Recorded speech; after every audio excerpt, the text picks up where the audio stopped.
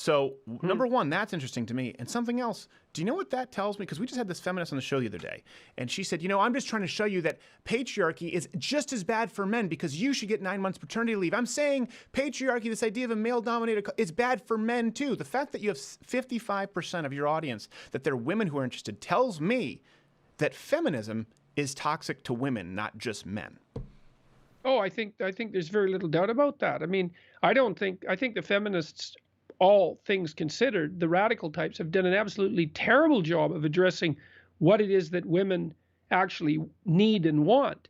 I mean, what women need and want is for some pathway through life that it allows them to unite their desire for a productive career and for productive engagement in the social sphere with their disproportionate responsibility for early childhood care. Right. And the fact that those things have to be crammed into the first 30 years of life. Those are hard problems. Sure. And, the typical 19-year-old woman who's in an educational institute, and I use that term lightly, presumes that career is going to be her fundamental focus of concern for the bulk of her life. And for most women, by the time they're 30, that's just simply not true. And the reason for that actually is that people are more sensible than that. There's a small percentage of men who are hyper career focused. Right. I don't know, it's probably 1 in 20 or something like that. And those guys, they'll just work 60 or 70 hours a week for forever, beetling away on whatever they're doing. They're not typical. Right. And yeah, you understand that. Well, yeah.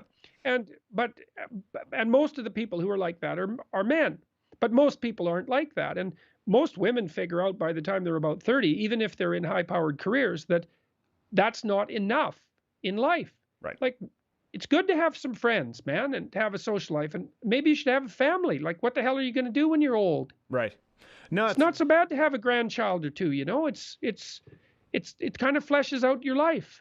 Yeah. So, well, that's what's, and of course, then they argue, well, that's societal. When most women don't really want that. And again, this comes where it's really hard to have these conversations. I think the reason something like that is controversial is because when people talk about common ground, it's got to be founded on some kind of truth. And when we have feminists saying, I don't believe in the biological differences between men and women, well, that's why it's controversial. Where do you go from there? That's why it's controversial to say what you're saying, and it's controversial to say, hold on a second, maybe a girl on testosterone therapy winning high school wrestling meets is a problem. That's controversial. Yeah, maybe that's a bad idea. It's just possible that that's not a very good idea. I mean, it's hard to imagine that could be the case. But, in this idea that I don't believe in the biological differences between men and women, it's like, well, what do you mean by believe?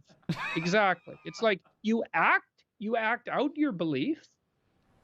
I mean, what the hell does that mean? And what do you mean? See, what do you mean by belief? What do you mean by biology? And what do you mean by gender? Like, as soon as you put those three concepts together in a sentence that says, I don't believe in the biological difference between the genders, you throw the meaning of all three of those words up into the air so far that no one can tell what you're talking about, including you. Yeah. And that's the goal, though, I think, a lot of the time. I think it's pretty... Oh, definitely. Definitely. Part of the goal is an all-out assault on the categorical structure. Yeah, absolutely. And that's where postmodernism comes in, and it's trying to destroy science. To be reductive, you just ask that person, you don't believe in the different biological differences. Okay, boxers or briefs. And if they say panties, you say checkmate.